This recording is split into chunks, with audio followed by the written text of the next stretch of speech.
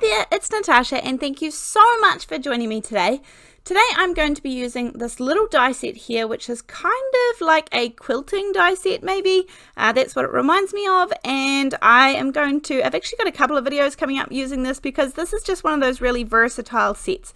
Now ignore the nails, I apologize, I had an event to go to, so they were done, but they will be off before you know it, I promise. And anyway, I'm going to use these diamonds for today. There is 2 different sizes and there is 2 of each die, which makes die cutting so much easier. And they are obviously exactly the same size, so it means you can die cut nice and quickly without having to run it through a million times. And I did just go through and die cut plenty of each. I wasn't sure at this point how many I wanted to do or the exact design that I wanted at this point, but I cut some of the large and some of the small as well, just out of regular cardstock. For today, I have chosen to use some Distress Oxide inks to ink these up.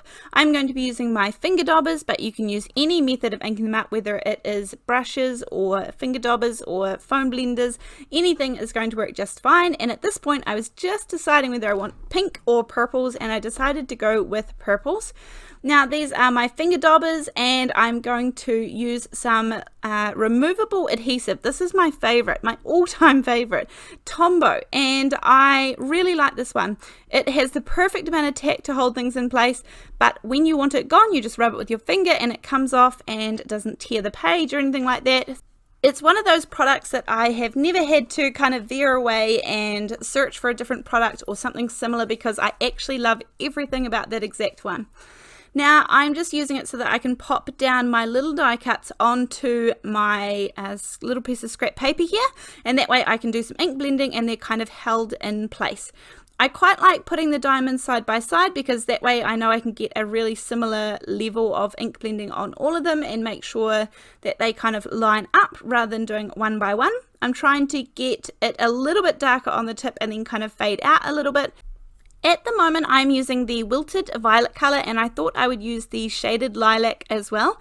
Now I actually kind of only have 3 purples in my whole collection, so I guess that limits my choices, but these are the 3 perfect purples in my opinion, and I really like these. So as I said, this is Wilted violet at the moment, but I did decide in this card that I would take you along with all of my decision making as well, because sometimes I get the luxury of being able to edit these things out, but I really want you to remember that I do have that luxury, so I'm going to take you along in my decision making process today too. So I'm going to pop these off my little scrap sheet, and I have done my larger diamonds, and I'm going to fold this over, do the same process, add a little bit more tape and move on to my smaller diamonds. So for this one I'm going to be using the shaded lilac color. I'm doing pretty much the exact same thing, and I'm just doing 8 of each of these diamonds because at the moment that's what makes the full star or the full circle, whatever you want to call it, at the end. I thought maybe I would use pinks or do like blues on tops of purple, or I just wasn't sure at this point, so I ended up doing just purple on purple, which is fine. I do often test, you'll see me kind of test how much ink is loaded onto the dauber, and that just means that I can get a really good grasp of, you know, not coming in too splotchy and too dark at the end. So it's not meant to be a waste of ink when I kind of try it out down there. I'm just getting a grasp for where I left my ink dauber, where I started, how much ink is in my ink pads when I press into it every time, just so I can kind of gauge all of that information, and that will help me get a nice blend or whatever I'm trying to do, the technique that I'm trying to do. So once I have done all 8 of those, I was kind of looking at them, and the Wilted violet, although it is a beautiful purple, recently I was sent the Villainous potion color, and at this point was where I decided that actually I liked that one better. So it doesn't matter too much. I am not too fussy with these kinds of things, and as I said, I'm only layering purple on top of purple. So I took a finger dauber and I'm just going to ever so slightly layer this on top of the Wilted violet, and then that way I will end up kind of getting a little bit, it's just kind of a deeper, darker purple, not quite so bright. Yeah, so that was kind of more what I was aiming for, but you can definitely leave it, and as I said, you can use any inks. You could even use watercolors and a brush to do this. You could use watercolor pencils and add some water. I mean, you can do anything. Even alcohol markers would look beautiful. Now for the background, I'm doing something very, very subtle, and this is what I will often quickly do. I've added some spun sugar distress oxide ink onto a non-stick mat and added a little bit of water. I'm dipping my cardstock in it just so it creates a little bit of texture, adding a stencil over top and using the same ink, which is the spun sugar one, and I'm just going to sponge a little bit of ink through some of those holes. I don't need it to be perfect at all. It's really just to create some background noise that is not a plain white kind of background. So you could also run this through an embossing folder. There are lots of different ways that you can kind of add a little bit of texture in the background, and this is just a really quick way that I go about creating this.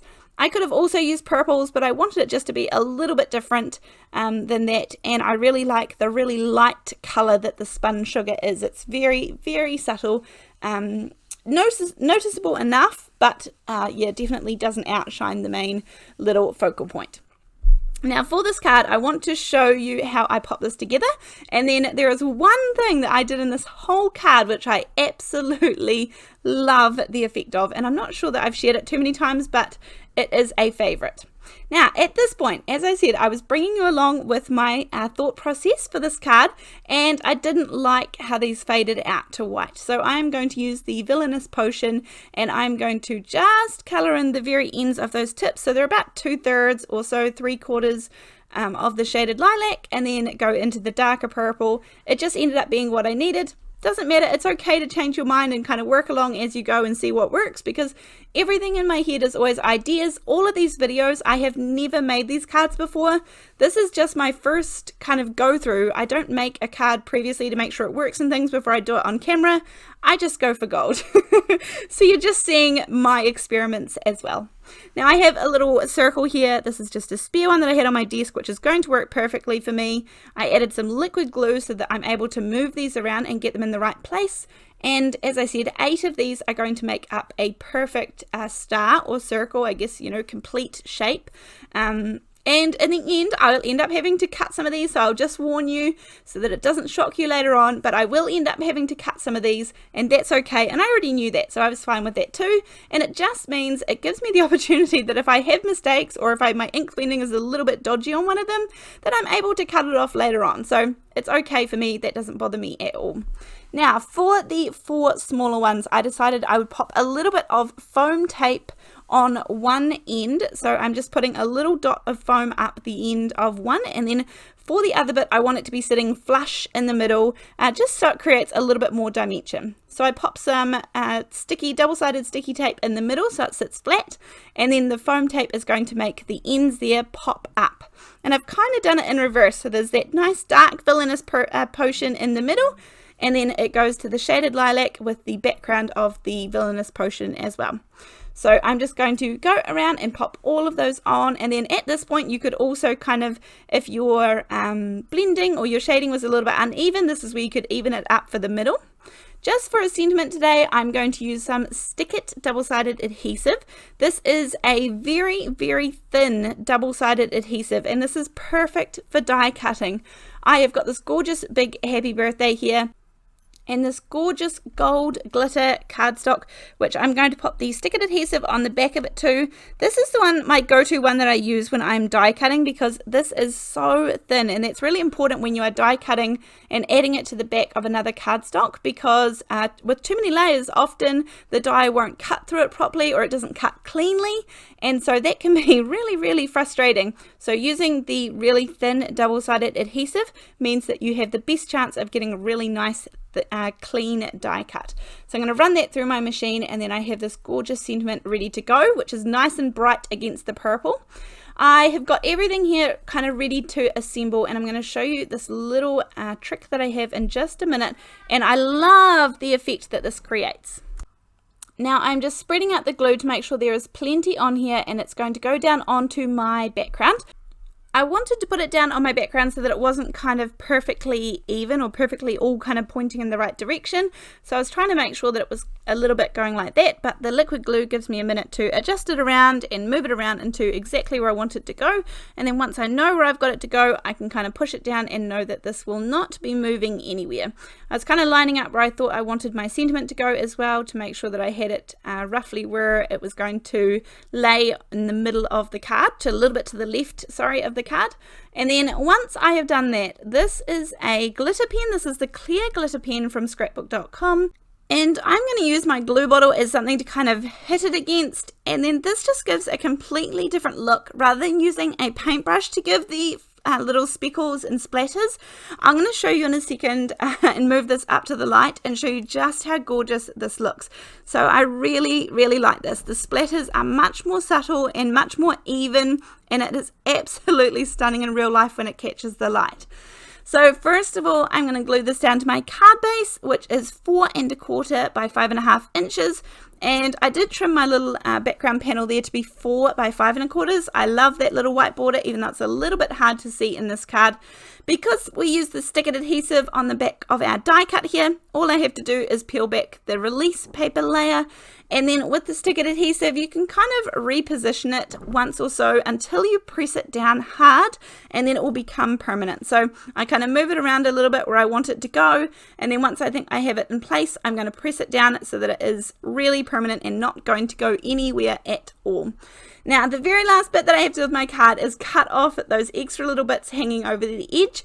But thank you so much for joining me today for this card and using these gorgeous kind of quilting elements to create our gorgeous big star there. Thank you so much for joining me, and I look forward to seeing you in the next video. Thanks, bye!